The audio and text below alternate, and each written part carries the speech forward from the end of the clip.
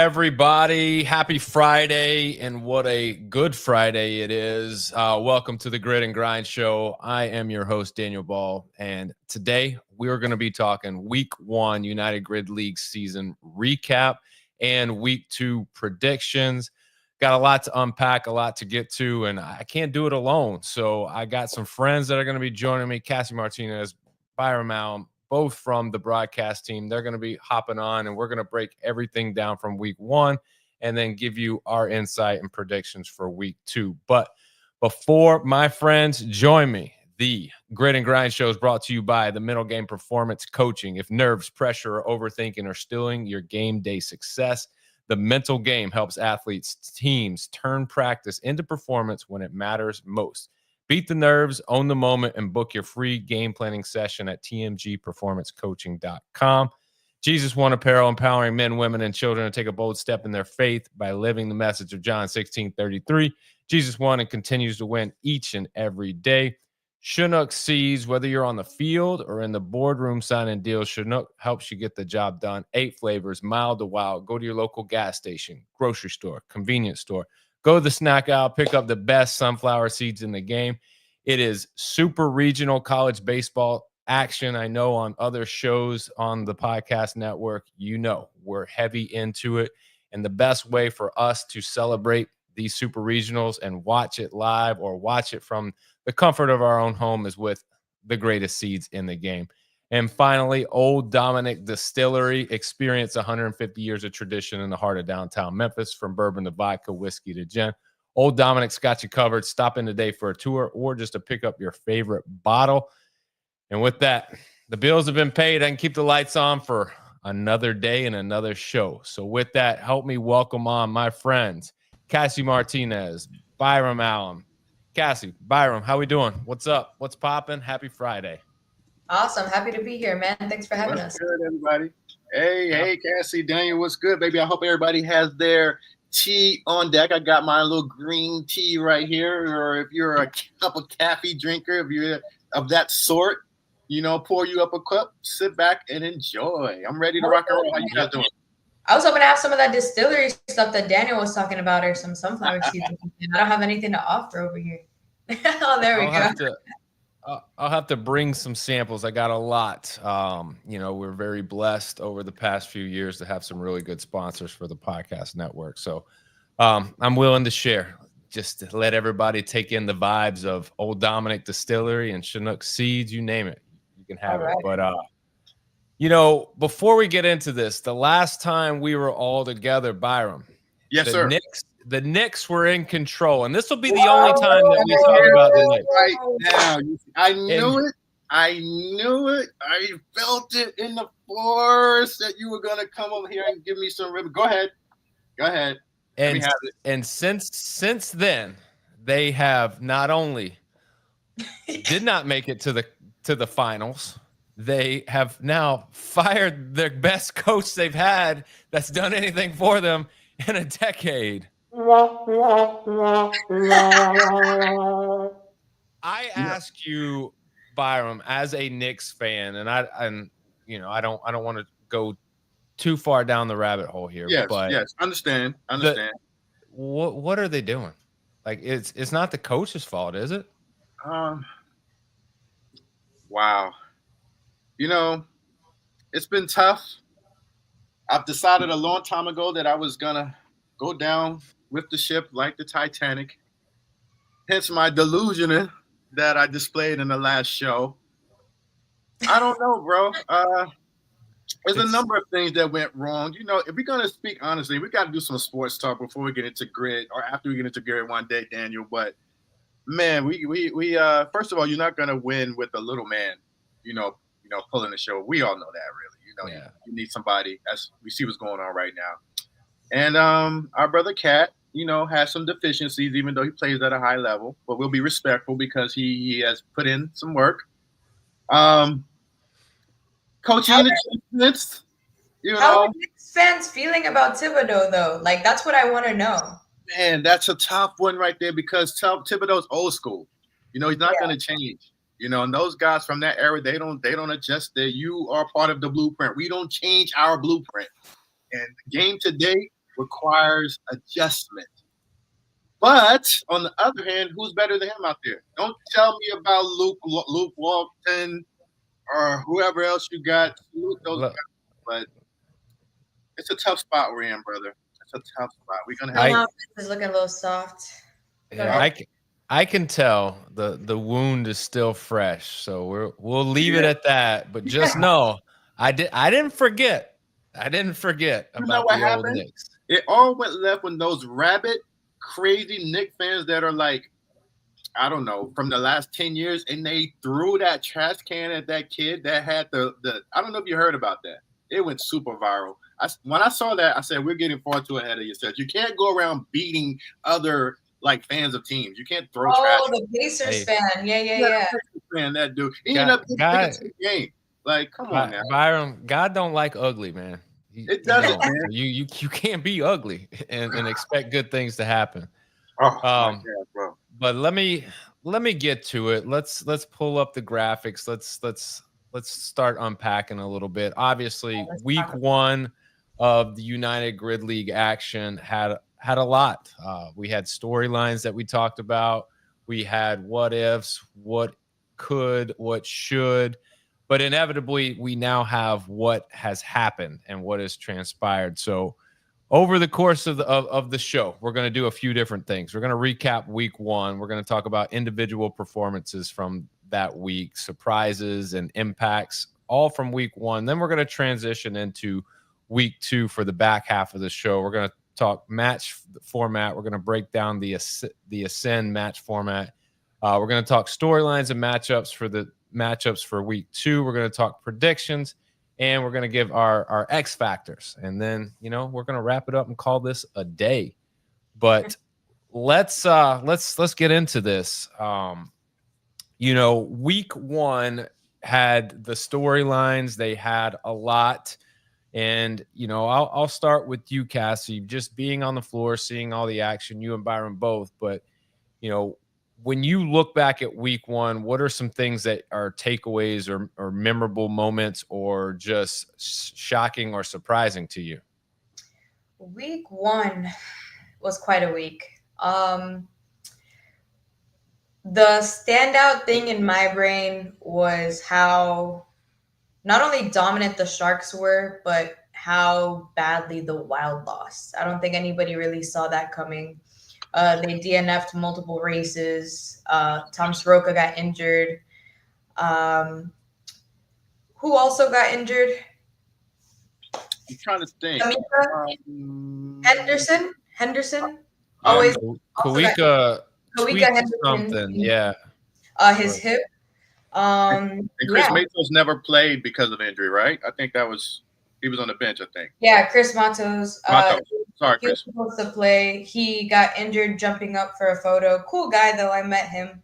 He's a lot of fun. Hopefully he feels better soon. But the Sharks, we knew they were going to be a strong team. And not to knock on the Wild, but I felt going into that any team that they were up against were going to get the smackdown. Yeah. Byron, for you, obviously, you have a chance to talk to some of the players. You're down doing sideline reporting. You're in the booth. You're doing the commentary. So you're kind of all over the place. When these things happen, when a Tom Soroka goes down, or a Kawika Henderson goes down, or there's something big that happens, what is the team's reaction to that in the moment? Man, I'm just thinking from an athlete's perspective. You're so locked in, like you see it and you're aware of it, but it's like, okay, we still have to get through these elements in this race, right? I think the shock happens after the actual race is over and you're going to the next one. And it's like, wow, we don't have our big guy. We don't have our mountain. You know what I'm saying? The guy who's an emotional leader. I know he wouldn't want to call himself a leader, but I look at him that way, somebody who's obviously physically strong and that strength specialist capacity. So when you lose that's you're already a gutted team. Like we always said, I think there are 11 players down. That's half a squad. You know what I mean? Yeah. And then so it's tough, man. I was going to ask you guys, are there going to be any allowances for the Atlanta Wild? Because I'm thinking down the road as far as players, they're going to be short during the whole regular season. What do you guys think? They're always able to do like a single match sign or a mid-season sign. If they get down to 5 people on their roster, they're able to sign another person permanently onto the roster. But besides that, they have their single match signs, which is someone they can only sign for like one match during the season. Wow. So I mean, Only they'll one have though. those. I believe there's multiple for like different matches. Okay, got it. It's just a matter of like, can they find the people to replace them? The Wild definitely looked shaken up after Tom Soroka went down. They were kind of holding it together even though they were behind. But Tom Soroka went to the back and everybody was kind of at the back checking on him, coming back out front, going back and forth. So I think it was definitely on their mind. Keep the team together and all that stuff. Yeah, I think for me, it's a matter that is surprising. But then when you look at what the Wild are up against, and it had nothing to do with the Sharks. The Sharks are a good team. You know what you're going to get from them. You know the caliber of athlete that's on that team. It's when you have 11 people and then you have 2 people go down the day of or in the middle of the match, like it's almost like taking your starting lineup for any particular sport and going, well, now we've got to throw people that aren't used to working cohesively with this unit. We're on the fly. It's crazy. And so I think what you get from the Wild is a very like, I tip my hat to them because you could have easily seen them just kind of mail it in. And granted, they didn't win a single race, but there wasn't one moment where I was like, they're just kind of going through the motions. They were literally trying to win, doing what they could. They were actually working different rotations of people on things to see what could click and what wouldn't. But that is a tough ask when you're going into the moment down that many people and having to retool. I think the biggest surprise for me was the Breakers being able to sign the people that they did, remove all the storyline and the drama that surrounded it, and they were able to go and take care of business. And what you didn't see was a whole lot of that extracurricular things that could have happened based on why people are with the certain teams now. And I will say this.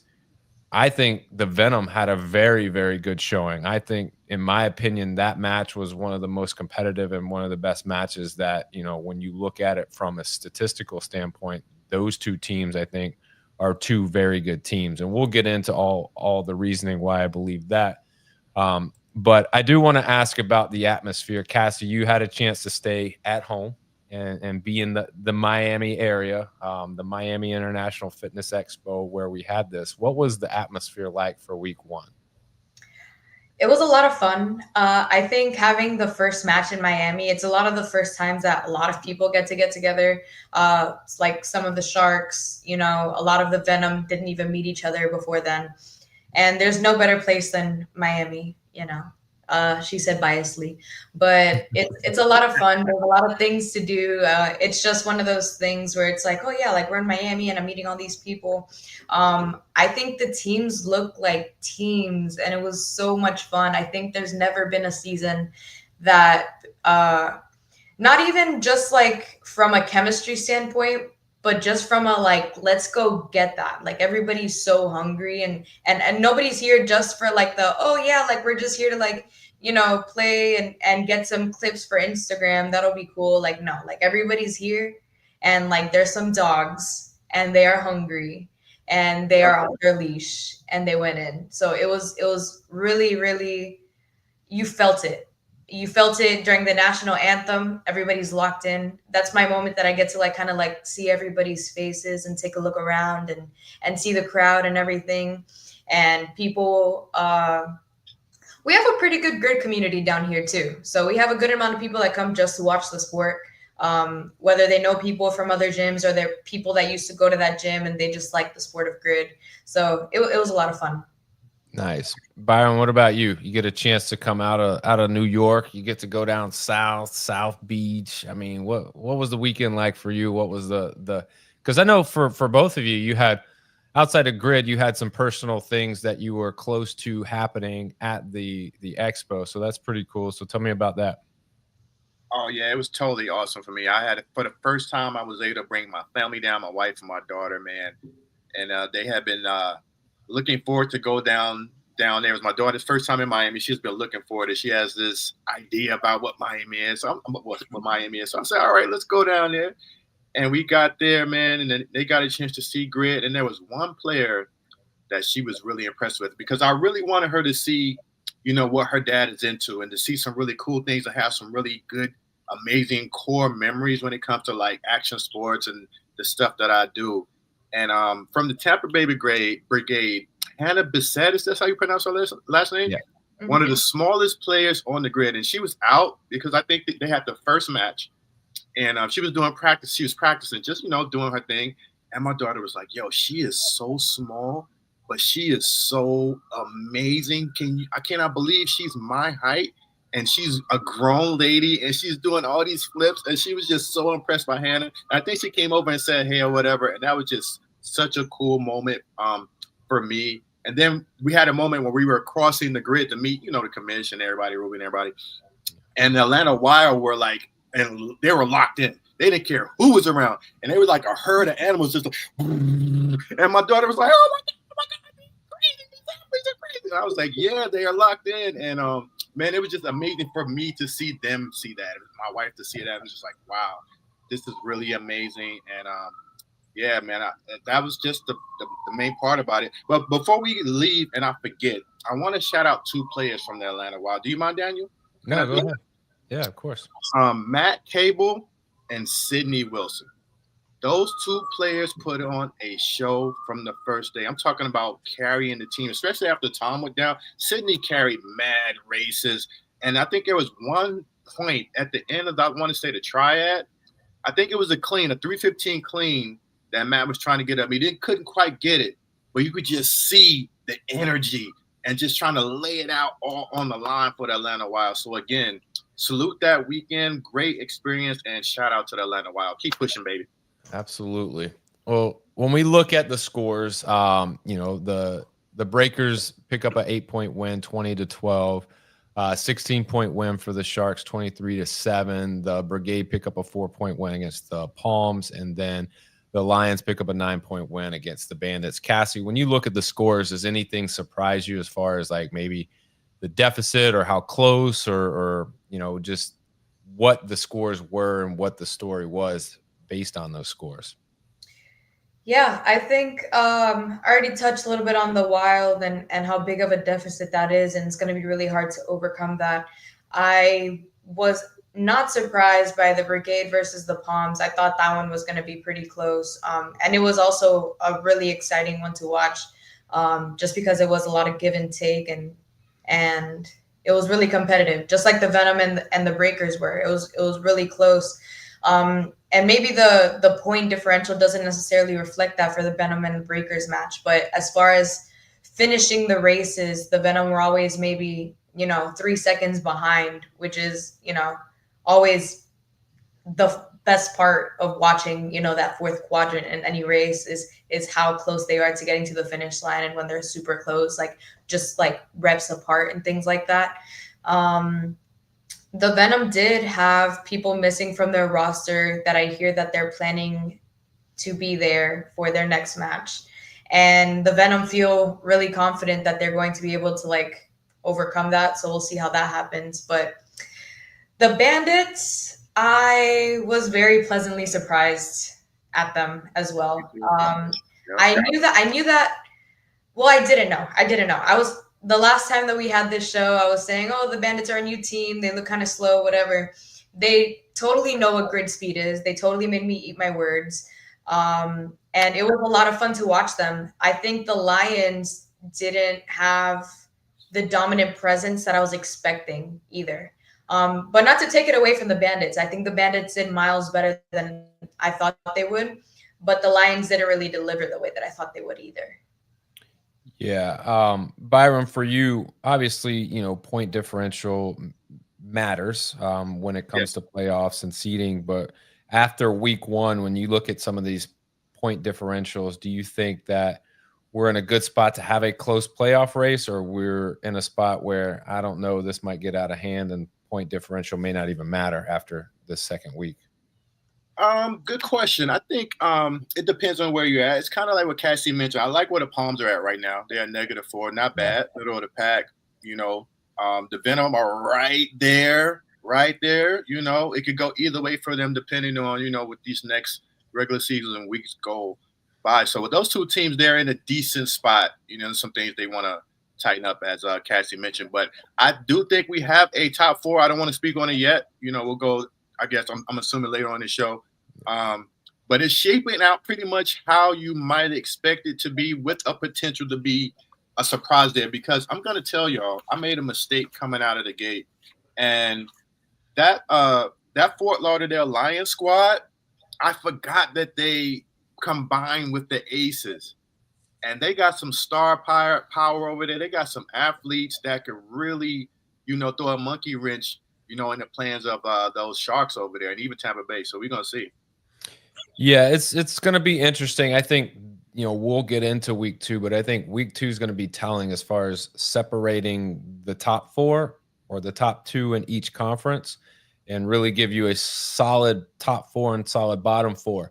Unless, and we'll get into this as well, what I think could happen, which could create a lot of chaos. Which, I mean, in a sense, as a fan, you might want to hope that, unless you're a fan of a certain team. But from just a league standpoint, having a lot of close races is what you're looking for. But let's talk about impacts. So there were some impact scores that I put out, top 10 as far as all in the entire league, of the impact that someone had in their particular match. With no surprise, you're looking at a guy who entered 9 races, Taylor Sturgis, number 1. And then you got Tori Height. And I got to talk about Tori for a second. Now, she goes under the radar, but she is sneaky good, sneaky good. 7 races, 177 was her impact score, and she is just killing it. I know one of the things that I look forward to is meeting her this weekend and talking to her, because I got to get her story. Where did she come from? I know she's been in the league for a good minute now. And Cassie, you probably have a better understanding of who Tori is. Byron, so would you. But she's dominating. And then Evan Newman is a guy that I think is flying under the radar too. That is, I mentioned him last week as being super strong and ready to make that jump. And he showed it last week. And then we got, reliable Sydney Wilson. You know what she's going to bring to the table. You got Matt Cable, who I think is in there, because he's next man up. Like, Tom Soroka goes down. Now a lot of the strength stuff is going to fall on Matt Cable, and he stepped up to the bar and he met it. So he's got himself in there. And then you see a guy named Alex Smith. And I say a guy named Alex Smith, but everybody knows an Alex Smith. And, but we know him as the gymnastics version. But I think a lot of people forget that he's a pretty damn good CrossFit athlete too. So, like, just because he is labeled a, in some people's eyes, a body weight type guy who can fly around on the bar in the rings, he actually is a utility guy that can do just about anything. So he's in there. You got Chelsea Ranieri, Vita Vetterkind, Cody Rice, and Corey Hendon to round out that top 10. Byron, when you look at this top 10, any names stick out as far as surprises, and you're like, oh man, now that I look at them and kind of relate back to what happened, like, yeah, they did kill it. Well, what I will say is I'm on good authority. I won't say authority. A little birdie told us to look out for Evan Newman. Coming off a rookie year, I think last year, that was very strong. Man, look out for him. And also Reese Lyons, who really didn't pop in the first week, but as somebody who's trending up, that's definitely somebody to look out for. I already mentioned Matt and Sydney. I saw that with my own eyes. Sydney was laid out on the floor at one point. I was grabbing her for an interview. I had to pull her up because she was like, listen, I don't do a lot of this. Like, I'm literally filling in because my team has to. And when you're an athlete and you're zoned in like that, sometimes that's all. When you're passionate, you just got to lay it all out on the line. So shout out to those 4 athletes for me. Definitely. Cassie, what about you? Any surprises from the top 10 as far as impact goes? I would say that none of these people are surprises for me. Things that pop out are Taylor Sturgis at number 1. I I knew that he was a really good player going into this. I knew that he would play a big role. I just didn't know how big of a role. So it's really interesting to see how he stacked up against everybody else in the league as far as impact goes. Corey Hendon, a rookie. I think the only rookie on this list, because Cody Rice got signed mid-season last season. So that's also a surprise for me, I would say. Not from a talent standpoint, but just from a how much he was used kind of thing. And it's really exciting to see the Palms get a deeper bench. I think they really needed that, those 2 male signs. So that's a lot of fun. Tori Height is a savage. She is super cool. She was actually she broke both of her big toes a few weeks ago. Yeah. So going into this, she was nervous about the double touches and all of those elements that involve hitting your toes and smashing your toes on things. And she's just an absolute assassin. So that's really cool. Evan Newman, I've been saying that he needed his flowers. So glad that he's getting that this season. He's getting a lot of talks about him in the space. Alex Smith is, of course, the Tom Brady of grit a little bit, and it's kind of annoying. Everything that he does just looks like very smooth and very calculated, almost like a robot. That's what I mean by Tom Brady, because I actually like Alex Smith. I don't like Tom Brady so much. Ranieri, of course. Vita killed it. So, I mean, it's a great list. It's a great. I didn't doubt that any of these people could make this top 10 list. Yeah, me neither. When I look at it and you go, all right, here's the top 10, I'm like, okay, like I can see all that. I think one of the things that needs to be pointed out is that you only have, you take a dominant performance like the Sharks, all right? They only have one person in the top 10. And you look at a team like the Brigade, who is one of the favorites to be in a playoff push, and there's nobody from the Brigade up there. I think that's just goes to show you how good those two teams are, and I think that's the correlation that people need to look at is when you look at this and you're upset and you don't see some of your favorite players or your favorite team up there. Well, that's a good thing because it shows how deep and how balanced of a roster that you actually have. It allows for multiple people to be utilized to their specialty instead of relying on one or two people to carry you through. And that might change. Like Taylor Sturgis is a great athlete, and he very well deserves to be number one. But what happens when a guy named Ryan DeMatty comes, who's pretty strong too? Like, what does that mean for Taylor Sturgis? Does that mean his amount of reps that he's actually doing is going to go down? What does that mean for the match format? And we'll talk about the Ascend match format for week 2 and how that can tie together. But there's a lot of different things that go in. And Cassie, I'll ask you this before we move on: is when you look at this top 10, do you see anybody staying in this top 10 for the remainder of the season? And they're like, that's clearly a go-to person. That's a really good question. And it's a really good point that you brought up about the impact score, because it really is a testament to the depth of those two teams that you brought up, that they're not really, prominent on this list. I mean, Chelsea Ranieri, honestly, I don't see her going anywhere just because she can do everything. And it's not because she needs to do everything. It's because she's just that damn fast and just that damn good. Somebody like Taylor Sturgis probably won't stay on this list because, like you said, Ryan DeMatty, as soon as Eric Cardona gets better from his injury, he's back on those rings, probably don't need Taylor as much anymore, in a good way. You don't want to, burn them out. Right. So I definitely see Chelsea Ranieri staying on here. Alex Smith is staying on here. Tori Height is staying on here. Cody Rice, I would probably say is staying. Vita staying.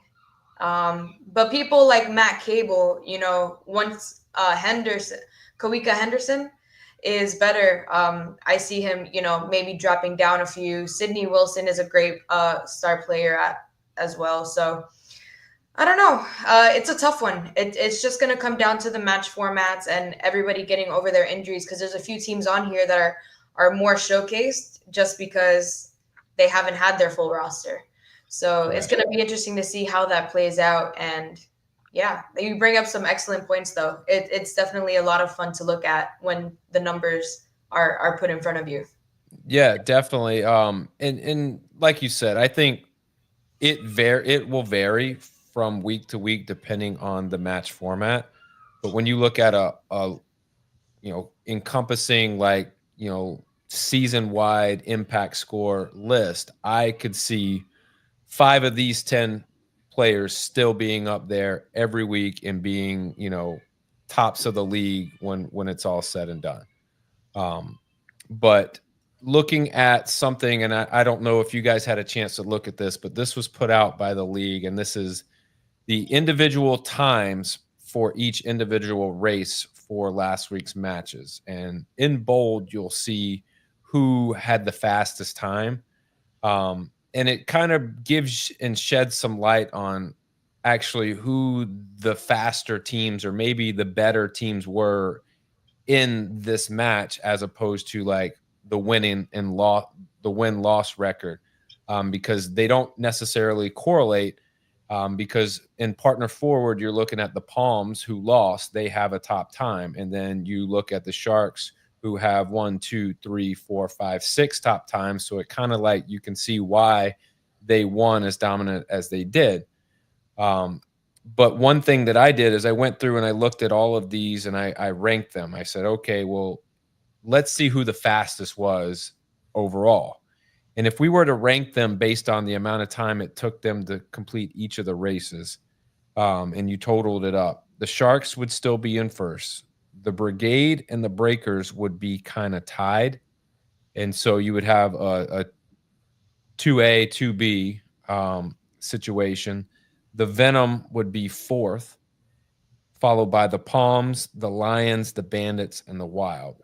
And so when we talk about being a surprise and someone to look out for, you look at the times of the Venom, and I think that's telling. Like, that is a team that could be scary to people, especially this weekend when we break down the matchup. We'll talk about it. But this right here, I think, is data that is the most telling as far as being able to really determine who's who and where they stand amongst the other teams, because you can't always do head to head, but the great thing about this is you can kind of do head to head without the two teams going against each other. And in my opinion, whenever you do a ranking or whatever, it's the head to head matchup should carry the most amount of weight.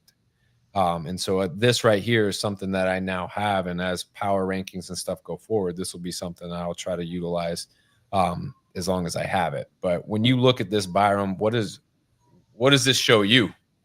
Does this tell a different story than what we already know? Well, for me, the analytics of it sound amazing, and they do tell a story. But I'm looking at it from an in-person perspective and seeing the actual energy and the athletes on the floor. And what you notice is certain athletes do things a little bit more faster, even than their counterparts. Like, for instance, we had the top 10 that dropped, and I'm looking at these times here, the top 10 moments. And one of the top, I would say probably top 5 of the year already, is Matthew Rattay's handstand walk, which was probably the fastest race of the day, right? You can't compare his speed to, say, who everywhere else who people were stumbling, they were rolling, they were trying to figure this thing out. So there's a huge discrepancy there. So I think it's probably going to take another week, maybe even Dallas, to really see how these numbers even out, because you look at the Sharks, which is a deep team, especially on the women's side. I got to tell you, if they lock in, especially that handstand walk, it's going to be very interesting. Oh, and another thought too, whoever can really get that handstand walk down pat and are bold enough to throw their bonus flag during that race, it's going to shift the entire league. I just think, because that handstand walk is so tough, to do it smoothly and quickly, we're going to see some of those times fluctuate, I think. Yeah, and I do think that when it comes to times, there's a lot of factors that go into that. And, whether we want to talk about the elephant in the room, but there is a referee and there is a level of subjectivity that goes to this. And in grid, there is this level of trying to flirt the line of fault and good rep. What you And saying so, over there, Daniel? What you talking about, Willis? well, what I'm talking about is what might be considered standard for one may not be considered standard for another, but it could be the standard. Like we could be hitting that, but we're not in a point where we can, and nor is any sport in a point where you can slow down every single play, every single movement, and go, okay, that's good, that's good, that's good. And so while I say that, I do say that the referees have the hardest job on the grid to do for that reason. And my hat goes off to them because it's not a job that I would want to do. And they do a great job of enforcing the rules, enforcing the standards, and keeping things moving. And I don't think there was a whole lot of discrepancy, and I didn't hear anything from, movement standards or anything this past week. So when you look at the times are the times. It's just another good data point for us to look at. But, here's the reality is that Before you go on to the next point, sorry to interrupt you, Dan, if you don't mind. You're good. No, go Can ahead. I ask both of you questions, you and Cassie, when we were talking about referees and things of that nature? Because you're going to have that. That's part of the sport. People are going to complain and have their opinions. That's what it is. But we had a specific moment, and Cassie, you remember this, when Sturge was doing the ring touch. I forget which race it was, and it was like his technique was so fairy-like, they couldn't quite tell. I still don't know if he was touching them, and he was kind of like having fun with it and things of that nature. What are your thoughts? How do you handle something like that where it's just almost impossible to tell? And I think there's some gamesmanship with that with Sturge. I'm going to holler at him about that, but let me know. So I actually refereed for an entire season before I joined the broadcast team. And I joined in on the referee talks a lot of times, and the level of commitment and training that they do is crazy. I think in any sport, humans are subject to error, right? That's like human nature. Nobody's perfect. Especially in a sport like grid, it's probably one of the hardest just because it moves so quickly and there's so many different things to look at and think of at the same time. With the the burpee to ringer point that Taylor Sturgis did. And this is me just looking back at the video. To me, it did not look like he hit that ring. Right? If I'm looking back at that reel, I think I might have said that in the live stream, and I thought that's why there was some kind of challenge thrown on it. But looking back on it and trying to remember, it didn't look like he touched it. But the referee is in a different angle than I am, so I can't speak for the referee. If there was some degree of doubt, the referees have the opportunity to throw a referee challenge and to replay it, right? So you have your referee that's actually counting the reps, and then you have a referee standing over them. So you have two fail safes, and both of them are able to kind of like throw that review in. But if they don't, they don't, and that's just because they believe that didn't happen. We saw it happen in the last match. We saw Brandon throw a referee challenge because he felt like, okay, this would have definitively changed the outcome of this race, and we need to make sure that it's what I thought it was. So I think they do a really good job of being fair, because if they don't, they hear so much shit, and I really empathize with them. So that's what I think.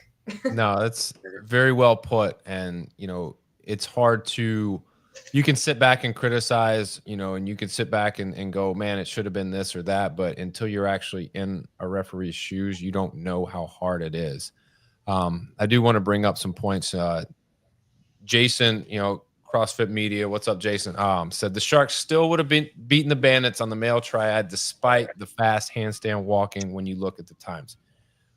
Very true. Very true. And the reason that is true, because if you have three individuals on the handstand ramp at the same time and they all complete it in that one try, it's going to be significantly faster than for one person to clear all three without coming down. It's just, distance is what it comes down to. But, that's not taking anything away from Matt Rattay, who just absolutely just dominated the handstand ramp. Which I might disagree with you on that just a little bit. I think it depends on how fast those individuals are able to complete it. I think that he completed it probably faster than anybody in the league. At least at one of them, definitely he completed faster than anybody in the league. It's just a matter of like how fast everybody else can do theirs. So you know, you mess up on one of the stairs, you fall over, you have to do it again. If theoretically they all did it in the same amount of time, yes, that would be faster. But then also they wouldn't be waiting there at the bar to complete their reps. You know what I mean? Very true. I mean, it really comes down to you've got to get on that ramp and you got to be able to complete it the first time. And I will say the handstand ramp was as easy as Matt made it look. It wasn't easy. It was actually a wrinkle in. It wasn't so much a wrinkle enough to like stop teams from being able to like just do it. And there were teams that weren't able to do that and complete the triad, but it was enough to slow them down and make fatigue and the things you did before that matter when it came to that. Yeah, definitely, for sure. So, you know, Matt Rattay just, you know, I'll say this, most of the players who did the handstand ramp do it on their hands faster than I can walk it. So there's that. Bro. There's that. But one of the things that really matters the most when it comes to week one is the overall standings and what it ended up as. So you're looking at in the West, you've got the Sharks and the Brigade sitting at 1-0. The Sharks with a 16-point positive point differential. The Brigade with a 4-point positive differential. 1 and 2. If the season ended today, those would be the two teams that would make it to the playoffs for the West. In the East, you got the Lions and the Breakers who were 1-0. You're looking at a 9-point positive differential for the Lions and an 8-point for the Breakers. Those would be the two teams if it ended today, and you would see the Sharks, Brigade, Lions, and Breakers all seated, the way that, the points line out in a playoff. But the good thing is that that's not the case. We got 3 more weeks to determine where the playoffs and who is what and point differentials and all those things. But I bring this up because when you look at it all together, Cassie, who of the 0-1 teams do you feel has a potential to break in and get a playoff berth? Oh, I'm definitely going to say the Venom. Not trying to win brownie points. I think that they have it. I think that they have something. I think when they have their team together, I think they're going to give a hell of a fight. Because they did last season in Vegas when they had, some of the players that they added, but that weren't there in Miami during week 1. So if there's anybody that's going to break into the playoffs from, the bottom, I think it's definitely going to be the Venom. I think the Palms are going to have a bit of a rough time in their division, just because I think that the Breakers and the Lions are really dominant teams. And I think if the playoffs were today and it was Breakers Lions, I think the Breakers would give the Lions a run for their money. And same thing for the Brigade. I don't think people are giving, the Brigade enough love over here. I think they did really well. I think they're still learning how to, play together, and I think it's going to turn out great for them. The Sharks, I have the Sharks in the championship, so we'll just see how that goes. But yeah. I mean, that's the smart pick right now when you look at everything. But Byron, what about for you? I'll give you the opposite question. When you look at the 1-0 teams, who's the team that may not make the playoffs? Ooh, oh man, Daniel, that you put something, man. Because man, we got 4 strong ones right there, bro. My real question is for me. Is the Southwest Florida Sharks going to be the 2001 Miami Hurricanes? You remember that, Daniel, where every position was stacked from the 3rd team to the 1st team. We're aging ourselves a little bit, Cassie. But, if they're going to be that 2001 Miami Hurricane team that just ran through everybody and got the chip in the championship, or Are they going to be that 92 Miami Hurricanes team that lost to my University of Alabama Crimson Tide? I thought you were gonna say, are they the 02 Hurricanes that ran into the Ohio State Buckeyes? 02 was crazy too.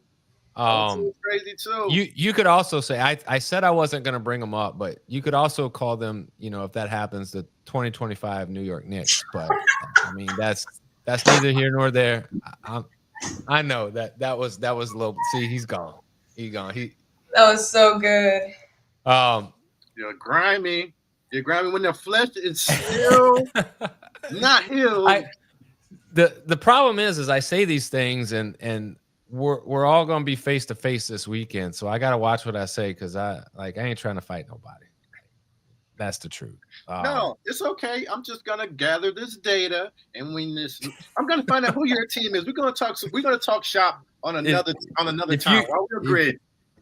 You can make fun of my team all you want. The Grizzlies. There you go. I'm a Memphis boy, and every Memphis team is my team. So all right. I'm representing. We're gonna chat later. We're gonna chat later. All right. But yeah, go ahead, Daniel. Sorry. No, I was just gonna get us into week 2 because we could sit here and we could dissect all of week 1 and but it's over. We've got to move on. We've got to talk about the new match format. It's Ascend, and essentially what you're looking at, partner forward has cleans and dumbbell thrusters. The mirror is now front squats. The echoes will be thrusters for the men, front squats for the women, handstand, rings, and a flip sled. And then the ladder is going to be not new elements, but a combination of how we utilize those elements now with a sandbag, 200 pounds for the men, 150 for the ladies. It's going to be the same weight in every quadrant. The only thing that changes in the quadrant is the height at which they've got to put this sandbag over. That's going to be interesting. I think we'll start with the ladder. Cassie, we've seen sandbags over yokes. We've seen sandbags explode over yokes. We've seen sandbags do a lot of things and yokes do a lot of things, but we've yet to see that in this format where now we're adjusting the heights and we're moving the sandbag over higher and taller objects in each quadrant. I don't know if you've seen it on socials, but a lot of people have been practicing this. This has been a thorn in a lot of team sides, and I think a lot of it is when you get on the grid, like, what is the functionality and the structure? We have an idea of what to do, but like when the sandbag goes over one side, then what? Like, are we running around? Are we running through? Like, is there a speed component? Is time going to be a factor? And then you look at everybody who is attempting to put this over higher and higher obstacles. It's been very difficult. So Cassie, you've seen a lot of these ladders. What do you think we're going to see from this particular one? I think this one's going to be a lot of fun, and I'm excited to see just what the strategies are. This one is going to be fun just because you can't just walk up to it and pick it up and yank it just like you do a barbell, because people are used to like cycling barbells. You don't normally cycle a sandbag. It's awkward to grab. There's a lot of things that could go wrong. And if you're going too fast, it's really easy to mess up. So I think this one is going to be one that's going to give people a lot of problems as far as time and time cap goes. I don't think it's going to be a particularly high scoring ladder for most teams. Sorry, Fico and all the Sharks. We don't think there will be. Yeah, you're not going to get a perfect ladder, guys. I'm sorry. I don't see it. I saw Chelsea Ranieri hitting it, though. She looked really strong. But again, there's some shorties on the team. And I speak as a shorty. So that's a great question, Byram. You're a taller guy. Does being tall necessarily mean that this is a great race for you? Well, I like to say not all things are absolute, but for me, in my experience, the taller you are, the harder it is, dude. It just is. It's just it's a mathematical thing. I have to get down a little bit lower in the bucket than someone who's, not as tall. So that's a part of it. It's just according to your training. If you train hard for it, like you said, you've seen people train for it because they know that's their weakness, probably. So, they're showing that they're really trying to get at it. My thing is, I know Fico's in the comments, they might do this ladder because now you're talking about stamina and strength. They got some real stamina folks on that Sharks team. You're talking about Sydney Witter, who's a stamina queen. I think she's gonna show out here. We're gonna see, man. They talking big talk over there with the Sharks, man. Let's see them do it. Jason brings up another good point. No matter how hard you train, you can't make yourself taller, and that will be a problem for sure. Absolutely. And even if you are tall, like you gotta it's not like a barbell, like you said, Cassie. The weight in a sandbag is gonna have some displacement. It's gonna move around, and so on a barbell, the weight is the weight. It's fixed and it stays the same balance throughout the whole movement. It's unless you do something that's not right. The sandbag itself, you could do everything perfectly, but the sand is going to move and shift and create this different dynamic and feel. Then it's like, well, am I relying on these other smaller muscles to help engage and really help me get this thing over the yoke? And then a lot of people can clean it and get it up, and then it's a matter, now we have to either jump and push it over the top of this yoke bar, or we have to actually get on our tiptoes and inch it over. So it's going to be interesting. I'm really looking forward to seeing every team and how they tackle that and what strategy they bring to that. The Jack and Jill is all rope climbs. So we're going to see those guys that can fly up the rope and down, and that's going to be a fun one to watch. You've got your triad with barbell clusters, freestanding handstand push-ups, burpee over the box, dumbbell shoulder to overhead, and then the 40-foot handstand walk traversing across the grid. That's going to be my favorite one to watch. When you talk about balance, and even the sprint relay is the same. Like, you have so much balance in that triad, and it takes a lot of different people and a lot of different moving parts. It really shows depth of a roster, in my opinion. Same thing with the sprint relay, which we get to see, which I think is, you guys will know, suicide run. We haven't had that in have we? That's going to be interesting right there. Yeah, so we got a suicide run, 165 snatches, another L-sit rope climb. Triple unders are now, we're seeing those for the first time this year. 40-pound single overhead dumbbell squat, burpee to ring. We're taking that ringer point that was an option last week, and now we're making people do it in the sprint relay. Free handstanding push-ups, and then you end with some heavy clusters at 250. So, Cassie, you look at this, you look at a lot of weightlifting movements. There are some gymnastics movements in there, but a lot of what I would consider strength-based elements. Am I missing something, or is this a strength person's format? I would say you're right about the strength person's format. The sprint relay, this is one of my favorite match formats, and the Jack and Jill goes so quickly. So it's definitely strength, especially when you see, like how the echo shakes out and you start and you kind of end with that strength movement. For the sprint relay, it's super exciting because it's a specialist stream, but it also makes it harder for people, because if you don't have people that can do those triple unders really fast, you're kind of screwed. If you have people that are, not the best at freestanding handstand push-ups, you're kind of screwed.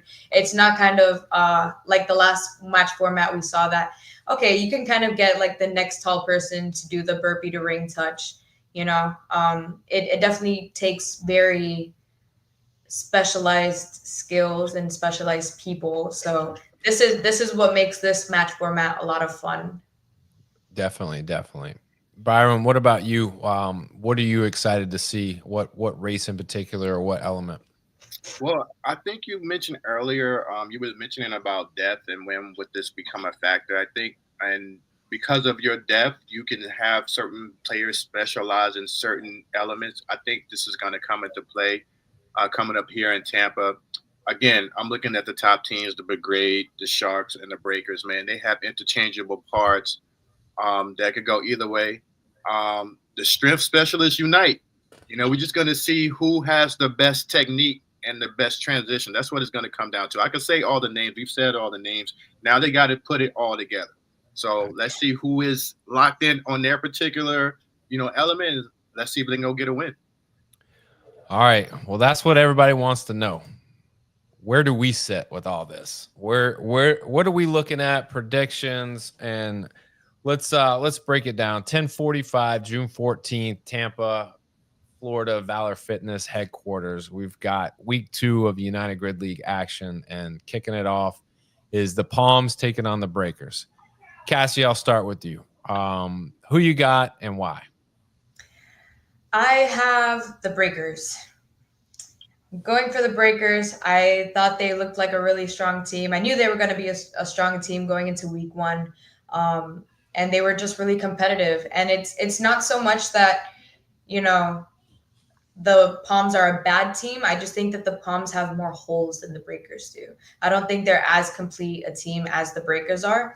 I think it'll still be a fight for the Palms. The Palms are a really, gritty team. They really hang in there. They gave it everything they got.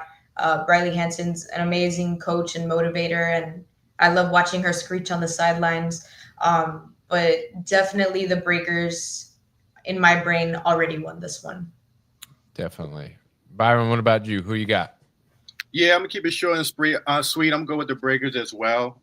Pretty much mirroring everything that Cassie said. The Palms. I wouldn't be surprised if they get some wins here and there, especially with the how you got Artur Cabral there, this tall guy that may come in handy. But definitely the Breakers. I will say too. I know you're gonna hear it again and again, and maybe some people get tired of hearing it. But Briley Henson, man, shout out to her fighting through an injury in week 1, putting the team on her back. And for the people who don't know, hours later, when we were breaking down, she came back to help the breakdown team. Like, that's leadership, dude. And that's like doing it from the heart. So salute, Briley. We see you. Keep pushing. And but the Breakers are going to take this one. For me, I think we're all in agreement here. I think the Breakers are going to take it. I think when you look at the strength-based elements that are there, I think the edge goes to the Breakers. I will say I think the Palms, the female side, is going to eat. I think Brielle Macarelli is going to have a day, and I think Jess Placencia is going to have a really big day in week 2. So look out for them. If they can get things rolling, it will probably be a grind for the Breakers, and it could be tough, but overall, I think I'm taking the Breakers. 1:30, we've got Atlanta Wild. We've got the Fort Lauderdale Lions. We have the 0-1 Wild looking to bounce back and show some continuity and get back, moving in the right direction. And you got the Lions, who are 1-0, but when you look at some of the impact scores and the times and things based on their team as a whole, maybe not where we thought they would be. But definitely a dangerous team nonetheless. But Byron, I'll start with you. Who you got? Well, respectfully, we're going to go with the Lions with this one. I don't want to call them a super team. They are the combined team, as we've been saying before. They're led by the star, Sturge, the Sturge. By the way, I'm expecting this guy to come out in full Ultimate Warrior war paint one day and just fall into the whole character. Big personality type of guy. I'm riding with him, and that'll be so fire. And I also want to shout out for the Lions. I had wrote a note down that Megan Madros, she almost got a PR on one of the ladders. I think Taylor had said that she was 5 pounds off, and then if you watch the replay, she pushed through that, man. So shout out to Meg for that. So yeah, definitely going with the Lions and the Wild. You're going to see if Tom can come back from that knee. It's a short turnaround. You don't really want to, play with knees and ligaments like that, but we're going to see if he can do that. And, of course, the leadership of Matt and Sydney and Vilma and Carrie and everybody, they're going to try to get what they can out of it, show a lot of heart. But the win for me, the Lions. All right. Cassie, who you got? I think this match format is a little bit more the Wild's bag.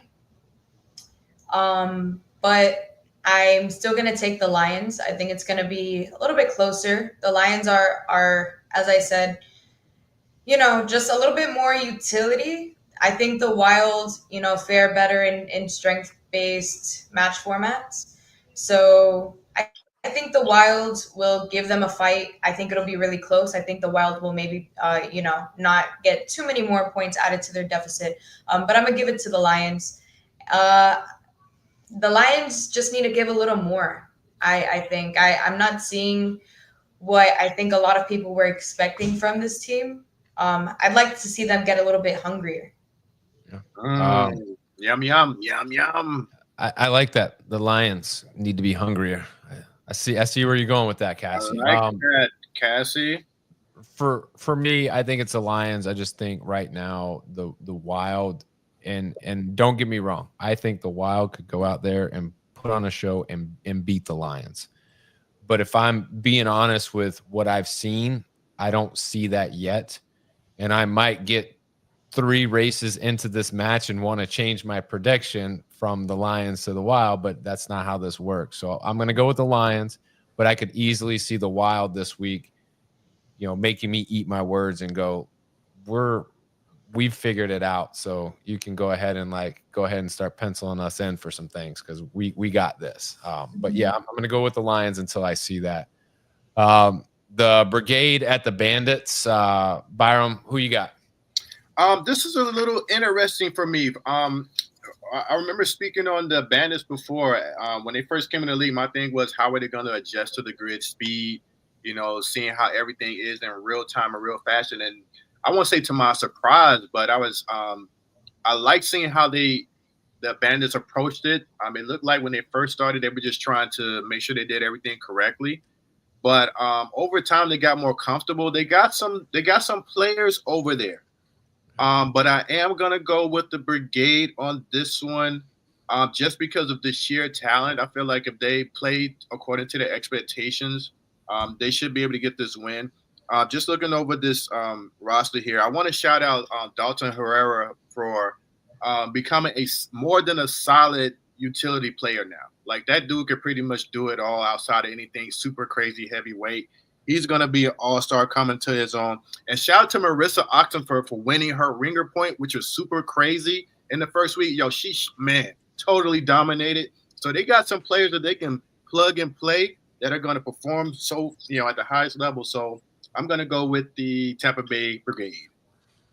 Yeah, I'm going to be there with you. I'm going to go with the Brigade. I think there's a lot of reasons, but I think mainly the strength element on the female side for the Brigade is better than what I've seen from the Bandits. And once again, that could be, I could be eating my words, but from what I see, that's how I'm going to call it. I'm going to go with the Brigade. I think the Bandits actually will be favored on a lot of these different elements. I think they're in more of their wheelhouse, but than they were in week 1. But I still think Brigade is just a very deep and very balanced team, and I think this is going to be a great opportunity for them to show that. Cassie, what about you? I actually had the same reason for taking the Brigade as you. The female side is absolutely ridiculous. I'd argue the strongest in the league. They're really strong, really fast. I think that they practice a lot together. And not to take away from the Bandits, this is actually one of my favorite matchups that I was looking forward to, just because I don't know why in my brain I see them kind of equally. I don't know if that's me like thinking of like old time Tampa Bay Brigade and how they used to play. I see a little bit of them in the Houston Bandits. So something parasocially is there for me, and I'm really excited for it. I definitely have the Brigade. I think the Bandits are going to come back stronger, though. I think they are one of those like really hungry, really gritty, really want it teams. It's kind of the attitude that I get from them and that I love to see. So I'm rooting for them in the back of my brain, but I have the Brigade. Definitely. I couldn't agree more. I think the Bandits are exactly what you said. They are very hungry. They have it, and they want to go out and they want to do well. But at the end of the day, they are a new team and they're figuring each other out. And sometimes you might have it figured out in week 1 towards the end, which I feel like the Bandits got better and better as the match rolled on. They kind of came into their own and started feeling themselves a little bit, which is good. That's what you want to see. But then you get thrown a different race format, and that kind of throws another wrench, and you have to kind of relearn some of those things again. But looks like we're clear on that one. And then the last one, and I'll go ahead and show you. Coach Bear, he said they put the Venom out of prime time for a reason. That's right, Paul. They did. Obviously, unfortunately for Jason, that's 1 a.m., across the pond. I'm sorry, man, but All right, Jason. hey, you're dedicated. You're dedicated. I appreciate that. But Cassie, we'll start with you. The Sharks, the Venom. This is one of, in my opinion, the one that I'm looking forward to the most. And I just think it's going to be competitive. I think it's going to be good. But who you got? You put me first. This is a hard one. I have the Sharks. I've spoken about it before with Paul. We've talked about it at length. I think the Venom have it. I think it's gonna be give and take. I think this is gonna be one of the most competitive ones of the day, if not the most, if the Venom have what they say they're going to have, especially how they're talking online. They sound extremely confident. They sound like they have things in their back pocket. I think the Sharks are just, the Sharks at this point. They have the veteran, know-how essentially. And they're there, they know exactly what they're going to do. They've been practicing this for months. So I have the Sharks. I think the Venom are going to, give them a fight. Definitely. Byram, what about you? Are we just man. is this just the agree episode or The what? agree episode. Yeah, it Yeah. is, bro. I mean, we're just looking at this thing logically speaking. We already ran over the numbers and things of that nature, the analytics, but I think this is another one of those. Make them take them. We're gonna see it. The Venom could upset the Sharks right here. They could. I'm gonna say it. This could be similar to the Brigade and the Palms the first week. Very close. Man, we already talked about Tori Height. She's coming with it. You already know. Alex Smith, the All-Star. Woo, man. What are you saying here? Are you saying what I think I'm hearing? Say it with your chest, Byron. Come on. If you do, I got something special for you. If you do it, I got something special for you. I'm gonna go with the Southwest Florida Sharks for the win. Man, what a build up for that. Got So, to. so Paul, here's listen. I told Paul I'm riding with him, right? Listen. I see it. I see the vision. Man, bro. I got. You know what? Because of that championship type of team that the Sharks have built thus far.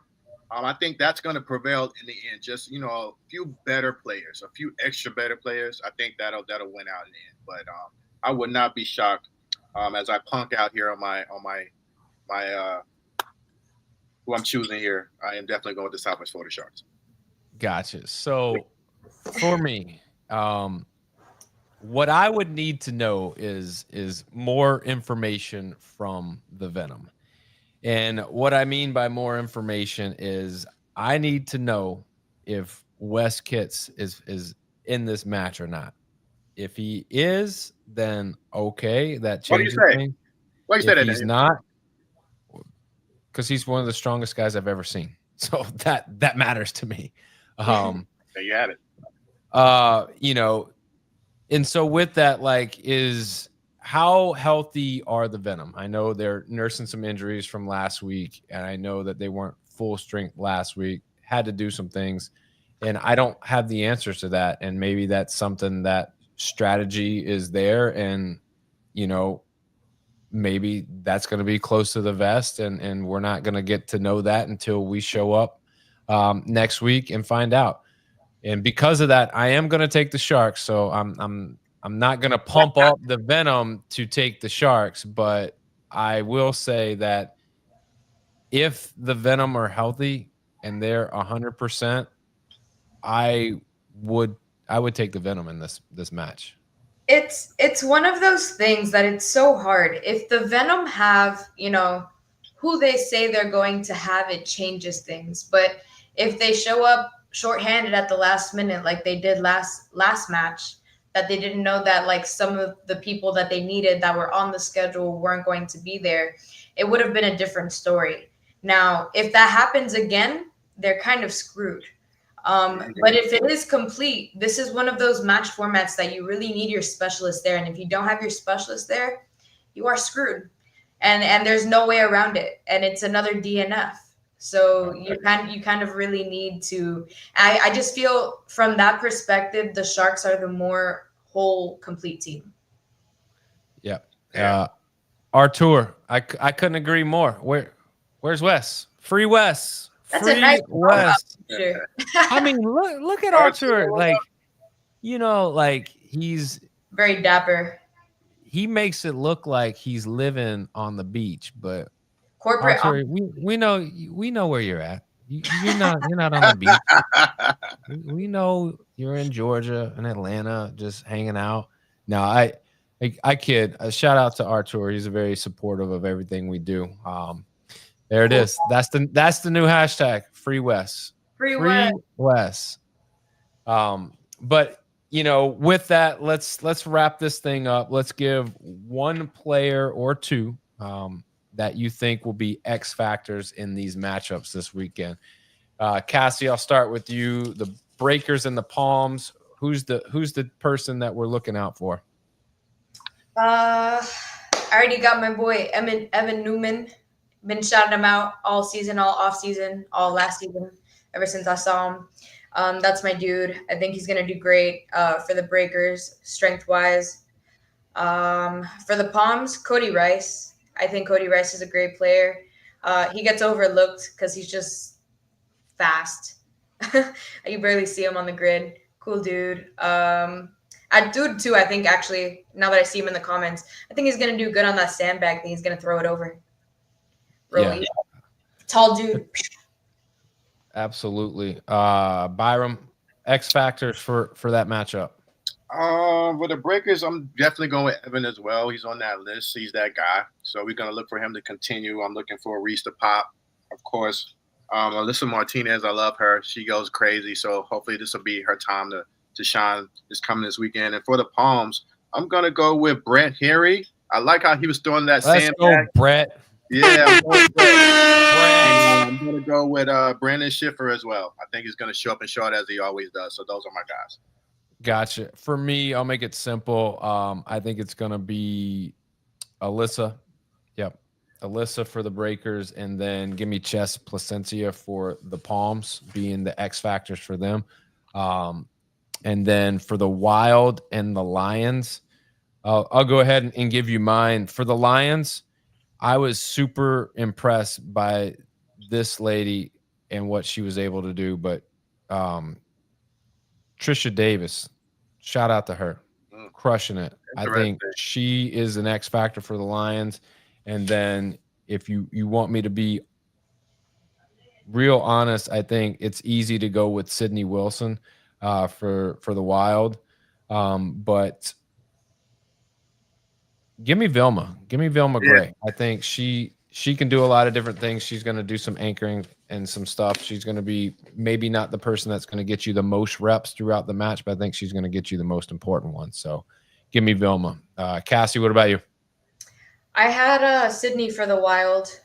For the Lions, Trisha Davis is awesome. I have Jasmine Simpson if she's going to be there for the Lions.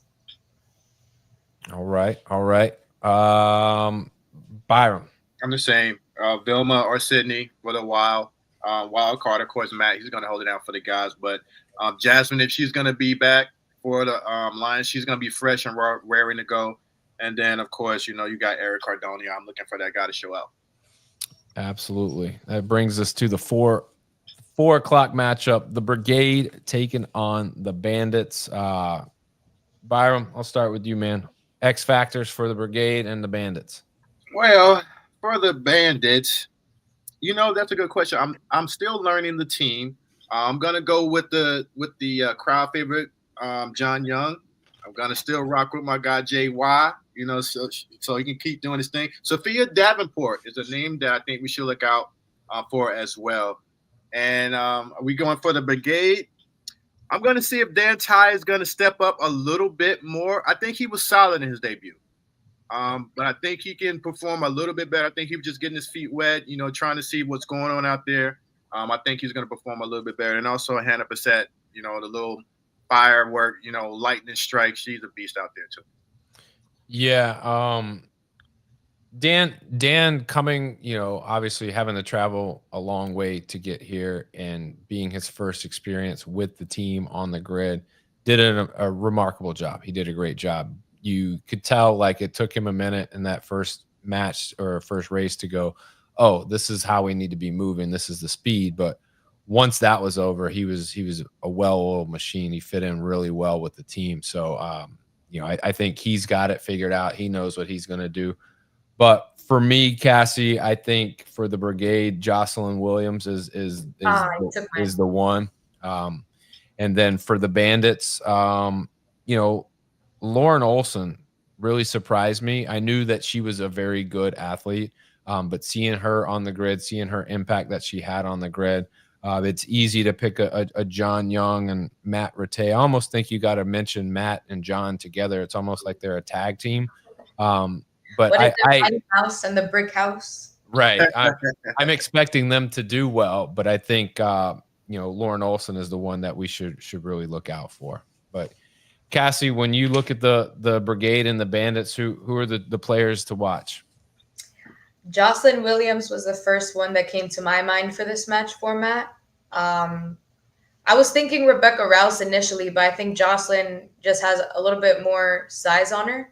As far as I feel like this is the moment that she's been waiting for. She comes from a weightlifting background, so all the, weightlifting is going to be no problem, but also the sandbag and stuff. I'm sure she's been practicing all of that. For the Bandits, Lauren Olson is amazing. I was thinking John Young. John Young was the first person that came to my mind personally. Fast dude, strong dude, very simple. Those are the standout people in my brain. Absolutely. Well, that brings us to prime time. Prime time Paul and the Venom against the Southwest Florida Sharks. Byram, I'll start with you. X factors for that matchup. I'm not sure for the Venom, to be honest. I'm gonna lean on Cassie's expertise because she has a bit more insight on the team for this particular week. I'm saying. For the Sharks, man, they got a boatload, bro. You see them all. I just saw, I think a couple of weeks, I think Chalkeen was doing something crazy on Instagram. Like, dude, what are you doing? Just throwing around 500 pounds, for whatever reason. Just a monster. So I'm going to go, let's see. Actually, Chalkeen, is he on the Sharks? I don't want to misspeak. Yeah. Okay. I'm going to go with him for the Sharks. Just as going for one player. All right. Cassie, who you got?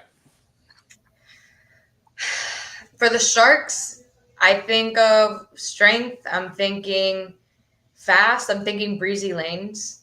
First person that comes to my mind, Blake Kidder for the male side. For the Venom, Nick Andre will make a really big difference in their roster. And Lydia Smith. Lydia Smith is tall. She's strong. I think she's got it. Absolutely. For me, y'all know how I feel about Tori Height. Pumped her up. I'm a big fan of her. But the next person on that team, I think I enjoyed watching. I was very surprised, moved very well. Daniel Hardiman. He got after it. So Tori and Dan for the Venom, and then for the Sharks, man, it's really tough because it could go a bunch of different ways, and it's really hard when you look at impact scores and them only having one person in those impact scores. So it's hard to say well, they rely on one or two people to really carry them because they don't. But I will say you got to put Chelsea Ranieri in there. She's amazing. I think Jess Kuhlman is someone to watch out for in this match. Strength specialist, she'll be getting it done. But I really think this might be the coming out of a Kelsey Keel. I think we saw her last week, and I say coming out, she's a great athlete. She's well decorated, got a lot a prestige coming into the grid.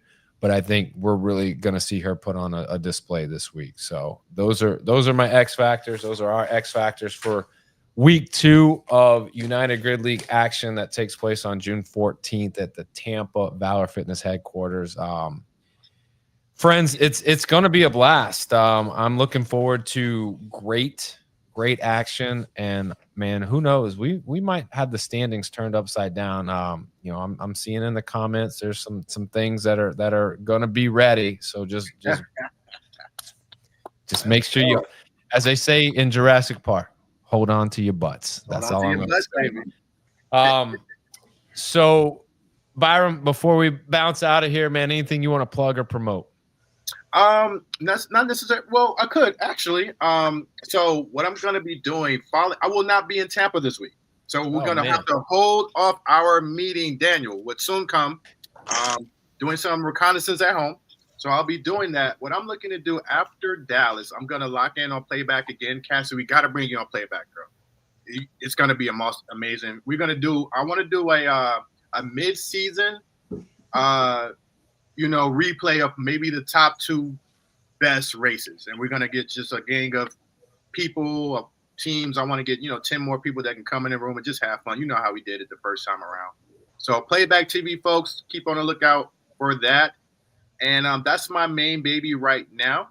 And I just want to say, this is just the beginning. There's so many players that really haven't gotten off the bench to really get it on yet. On the grid, just waiting to have their chance to show what they can do. We've said a few names that people may recognize off the bat, but there's some low-key players that are ready to get it on. So I can't wait for Tampa and Dallas coming up. So, yep, that's all we got going on right now. Wingate World Unlimited, everybody. There you go. Cassie, what do you got? What do you want to plug, promote, put out there in the world for everybody?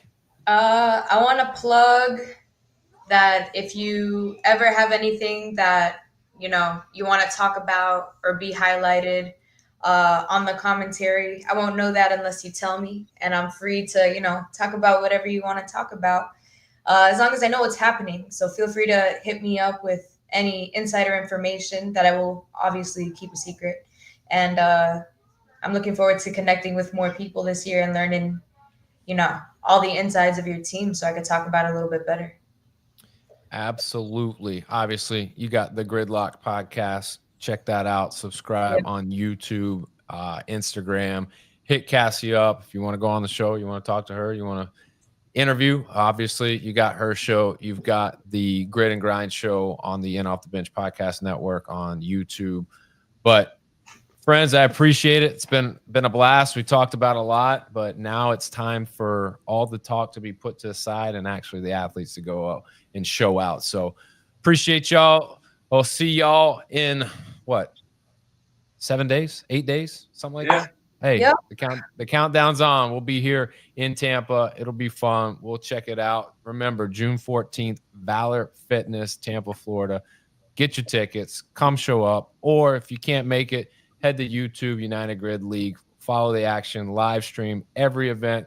You'll hear Cassie. You'll see familiar faces, and you'll get to experience it all. But until then, this has been the Grid and Grind show. As always, remember, strong body, sharp minds, grid and grind all the time. We are out.